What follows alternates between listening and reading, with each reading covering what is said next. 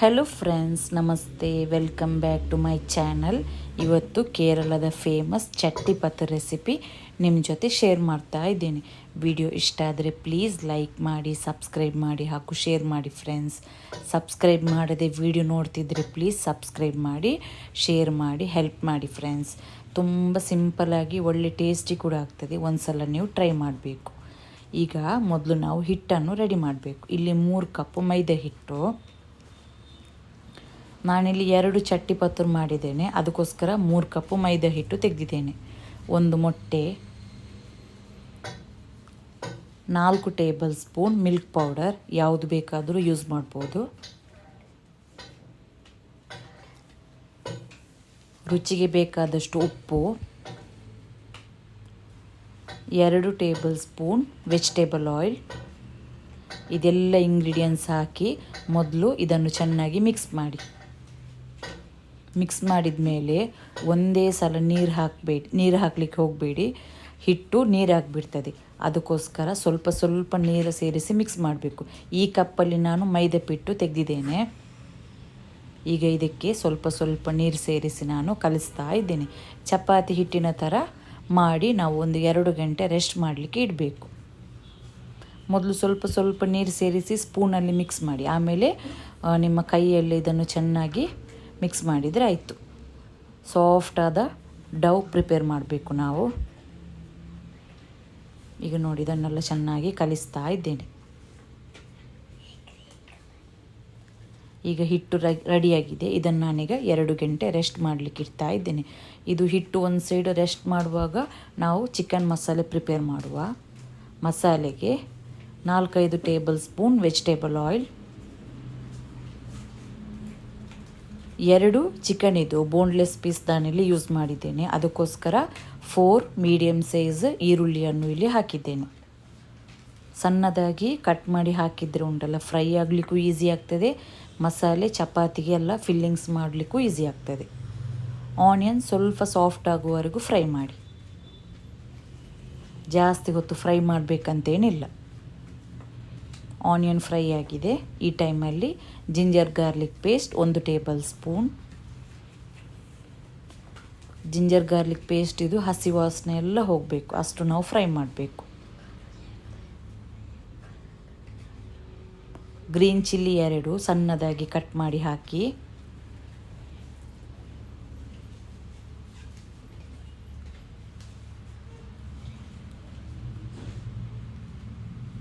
½ tea spoon ಅರಿಶಿನ ಹುಡಿ. Chicken ಬೇಯಿಸುವಾಗ ಅರಿಶಿನ ಹುಡಿ, ಉಪ್ಪು, 2 ಗ್ಲಾಸ್ ನೀರು ಹಾಕಿ ಬೇಯಿಸಿದ್ದೇನೆ. ಬೆಂದ ಮೇಲೆ ನೀರನ್ನು ನೀವು ಚೆಲ್ಲಬೇಡಿ. ನೀರನ್ನು ಒಂದು ಸೈಡಲ್ಲಿ ಇಟ್ಬಿಟ್ಟು ಚಿಕನನ್ನು ಶ್ರೆಡ್ ಮಾಡಿಬಿಟ್ಟು ಇದಕ್ಕೆ ಹಾಕಬೇಕು. ಅದು ಯಾಕೆ ಅಂತ ಹೇಳ್ತೀನಿ. ಚಿಕನೆಲ್ಲ ಫುಲ್ ಈಗ ಡ್ರೈ ಥರ ಉಂಟಲ್ಲ, ಮೊದಲು ಇದನ್ನು ಚೆನ್ನಾಗಿ ಮಿಕ್ಸ್ ಮಾಡಿ ಆನಿಯನ್ ಜೊತೆ. ಮಿಕ್ಸ್ ಮಾಡಿದ ಮೇಲೆ ಇದಕ್ಕೀಗ ಮಸಾಲೆ ಹುಡಿ ಎಲ್ಲ ಸೇರಿಸಬೇಕು. Chilli powder 1 tablespoon, chicken masala powder 1 tablespoon, pepper powder 1 teaspoon, garam masala powder ½ tablespoon, ಬಡಸೊಪ್ಪು ಹುಡಿ 1 ಟೇಬಲ್ ಸ್ಪೂನ್. ಮಸಾಲೆ ಹುಡಿ ಎಲ್ಲ ಹಾಕಿದ ಮೇಲೆ ಚಿಕನನ್ನು ಚೆನ್ನಾಗಿ ಮಿಕ್ಸ್ ಮಾಡಬೇಕು. ಕೊತ್ತಂಬರಿ ಹುಡಿ 1 ಟೇಬಲ್ ಸ್ಪೂನ್. ಈಗ ಮಸಾಲೆಯನ್ನು ನಾವು ಮಿಕ್ಸ್ ಮಾಡ್ತೀವಲ್ಲ, ಆವಾಗ ಡ್ರೈ ಇದ್ದ ಕಾರಣ ಮಸಾಲೆ ಹುಡಿ ಎಲ್ಲ ಚಿಕನ್ನಿಗೆ ಅಂಟಿಕೊಳ್ಳೋದಿಲ್ಲ. ಅರ್ಧ ಲಿಂಬೆ ರಸ ಅಂಟಿಕೊಳ್ಳೋದಿಲ್ಲ ಅಲ್ವಾ, ಅದಕ್ಕೋಸ್ಕರ ನಾವು ಚಿಕನ್ ಬಾಯ್ಲ್ ಮಾಡಿದ ವಾಟರ್ ಹಾಗೆ ಇಟ್ಟರೆ ಉಂಟಲ್ಲ, ಅದನ್ನು ನೀವು ಇಲ್ಲಿ ಯೂಸ್ ಮಾಡ್ಬೋದು. ಈಗ ನಾನು 2-3 ಟೇಬಲ್ ಸ್ಪೂನಷ್ಟು ಚಿಕನ್ ಬಾಯ್ಲ್ ಮಾಡಿದ ನೀರು ಹಾಕಿ ಉಂಟಲ್ಲ ಮಿಕ್ಸ್ ಮಾಡಿದ್ದೇನೆ. ಈಗ ನೀವು ನೀರು ಹಾಕಿ ಮಿಕ್ಸ್ ಮಾಡುವಾಗ ಚಿಕನಿಗೆ ಮಸಾಲೆ ಹುಡಿ ಎಲ್ಲ ಫುಲ್ ಸ್ಪ್ರೆಡ್ ಆಗ್ತದೆ. ಈ ಮಸಾಲೆ ಈಗ ಇಲ್ಲಿ ರೆಡಿಯಾಗಿದೆ. ಫೈನಲ್ಲಾಗಿ ಕೊತ್ತಂಬರಿ ಸೊಪ್ಪು ಸೇರಿಸಿ ಚೆನ್ನಾಗಿ ಮಿಕ್ಸ್ ಮಾಡಿಬಿಟ್ಟು ಫ್ಲೇಮ್ ಆಫ್ ಮಾಡಿದರೆ ಆಯಿತು. ಮಸಾಲೆ ರೆಡಿಯಾಗಿದೆ. ಮಸಾಲೆ ನಾನಿಲ್ಲಿ ಸಪ್ಪೆ ಆಗಲಿಕ್ಕೆ ಒಂದು ಸೈಡ್ ಇಡ್ತಾ ಇದ್ದೇನೆ.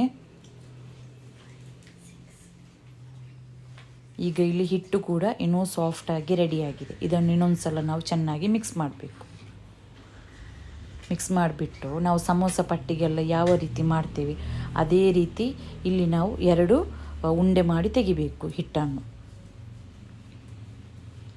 ಒಂದು ಮೀಡಿಯಮ್ ಸೈಜ್ ಉಂಡೆ ಮಾಡಿದರೆ ಸಾಕು.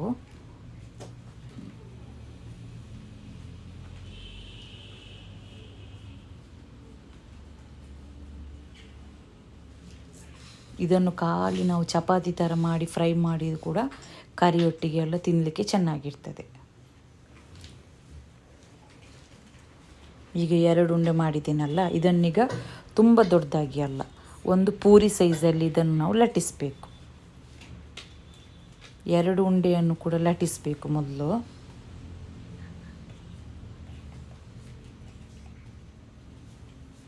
ನಿಮ್ಮ ಫ್ಯಾಮಿಲಿ ಫ್ರೆಂಡ್ಸ್ ಜೊತೆಗೆಲ್ಲ ಶೇರ್ ಮಾಡಿ ಸಪೋರ್ಟ್ ಮಾಡಿ ಫ್ರೆಂಡ್ಸ್. ಡೈಲಿ ರೆಸಿಪಿ ಶೇರ್ ಮಾಡಲಿಕ್ಕೆ ಟ್ರೈ ಮಾಡ್ತೇನೆ ನಾನು.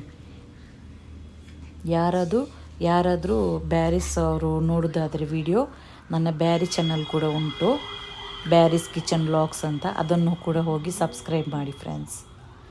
ಈಗೇನು ಮಾಡಬೇಕು, ಒಂದು ಚಪಾತಿಯ ಮೇಲೆ ಉಂಟಲ್ಲ ಆಯಿಲ್ ಹಚ್ಚಬೇಕು ನಾವು ಚೆನ್ನಾಗಿ ಆಯಿಲ್ ಹಚ್ಚೋದರಿಂದ ಏನಾಗ್ತದೆ, ನೀವು ಫ್ರೈ ಮಾಡಿದ ಮೇಲೆ ಅದನ್ನು ರಿಮೂವ್ ಮಾಡಲಿಕ್ಕೆ ಕಷ್ಟ ಆಗೋದಿಲ್ಲ. ಅದಕ್ಕೋಸ್ಕರ ಈಗ ಇದನ್ನು ಒಂದು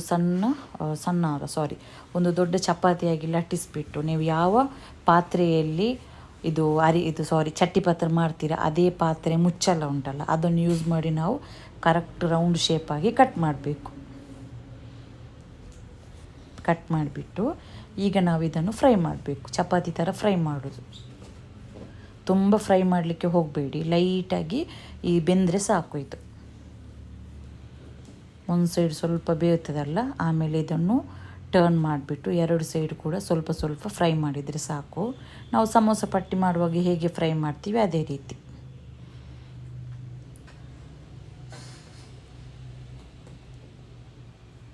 ಜಾಸ್ತಿ ಫ್ರೈ ಮಾಡಿದರೆ ನಿಮಗೆ ಫೋಲ್ಡ್ ಮಾಡಲಿಕ್ಕೆಲ್ಲ ಕಷ್ಟ ಆಗ್ತದೆ, ಅದಕ್ಕೋಸ್ಕರ ತುಂಬ ಕ್ರಿಸ್ಪಿಯಾಗಿ ಬಿಡ್ತದೆ ಆಮೇಲೆ. ಈಗ ಇದು ಇಲ್ಲಿ ರೆಡಿಯಾಗಿದೆ. ಬಿಸಿ ಇರುವಾಗಲೇ ಇದನ್ನು ನಾವು ಬೇರೆ ಬೇರೆಯಾಗಿ ಮಾಡಬೇಕು.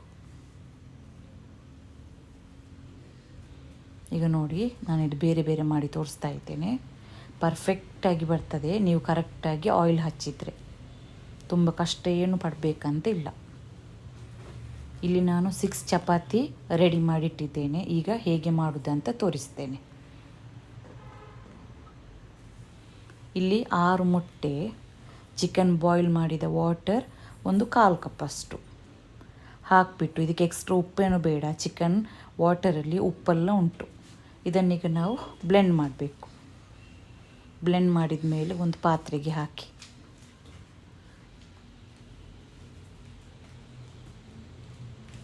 ಈಗ ನಾವು ಮಾಡಿದ ಚಪಾತಿ ಉಂಟಲ್ಲ ಅದನ್ನು ಈ ಎಗ್ಗಿಗೆ ಮುಳುಗಿಸ್ಬಿಟ್ಟು ಉಂಟಲ್ಲ, ನಾವು ಯಾವ ಪಾತ್ರೆಯಲ್ಲಿ ಚಟ್ಟಿ ಪಾತ್ರೆ ಮಾಡ್ತೇವೆ ಅದರಲ್ಲಿ ಹಾಕಬೇಕು.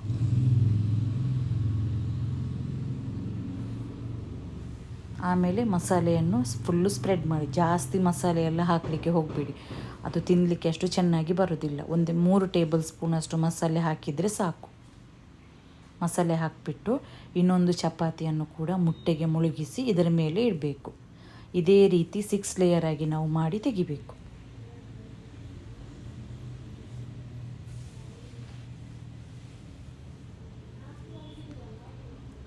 ಮೈದಾ ಹಿಟ್ಟಿನ ದೋಸೆ ಥರ ಕೂಡ ಮಾಡಿಬಿಟ್ಟು ಈ ರೀತಿ ಮಾಡ್ತಾರೆ, ಅದು ಕೂಡ ಚೆನ್ನಾಗಿ ಬರ್ತದೆ.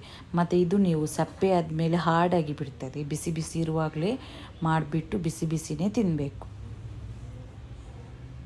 ಟೀಗೆ, ಬ್ರೇಕ್ಫಾಸ್ಟಿಗೆ, ಡಿನ್ನರ್ಗೆ ಯಾವುದಕ್ಕೂ ಕೂಡ ಮಾಡಲಿಕ್ಕೆ ಆಗ್ತದೆ ಈ ರೆಸಿಪಿ.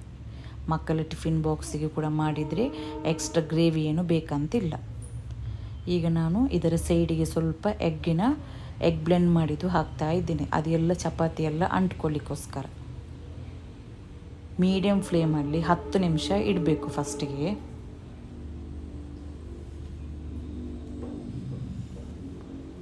ಹತ್ತು ನಿಮಿಷ ಆಗಿದೆ. ಈಗ ಒಂದು ಸೈಡ್ ಈಗ ಇದನ್ನು ನಾವು ಬೇರೆ ಪ್ಯಾನ್ಗೆ ಟ್ರಾನ್ಸ್ಫರ್ ಮಾಡಬೇಕು. ಬೇರೆ ಪಾತ್ರೆಗೆ ಹಾಕಿಬಿಟ್ಟು ಈಗ ಇನ್ನೊಂದು ಸೈಡ್ ಕೂಡ 10 ನಿಮಿಷ ಬೇಯಲಿಕ್ಕೆ ಬಿಡಬೇಕು. ಫ್ಲೇಮನ್ನು ಜಾಸ್ತಿ ಕೂಡ ಇಡಬೇಡಿ, ತುಂಬ ಸ್ಲೋ ಕೂಡ ಬೇಡ, ಮೀಡಿಯಮಲ್ಲಿ ಇಟ್ಟರೆ ಸಾಕು. ಈಗ ಪಾತ್ರೆ 2 ಸೈಡ್ ಕೂಡ ಫ್ರೈ ಆಗಿ ರೆಡಿಯಾಗಿದೆ.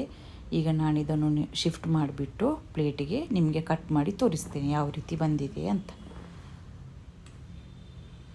ಔಟ್ಸೈಡೆಲ್ಲ ಫುಲ್ ಕ್ರಂಚಿಯಾಗಿ ಒಳಗಡೆ ಸಾಫ್ಟಾಗಿ ತುಂಬ ಟೇಸ್ಟಿಯಾಗಿರ್ತದೆ. ಒಂದು ಸಲ ನೀವು ಟ್ರೈ ಮಾಡಲೇಬೇಕು. ಟ್ರೈ ಮಾಡಿದರೆ ಕಮೆಂಟ್ ಮಾಡಿ, ಮತ್ತು ನಿಮಗೆ ಯಾವ ರೆಸಿಪಿ ಬೇಕಂತ ಕೂಡ ಕಮೆಂಟ್ ಮಾಡಿ ತಿಳಿಸಿ ಫ್ರೆಂಡ್ಸ್.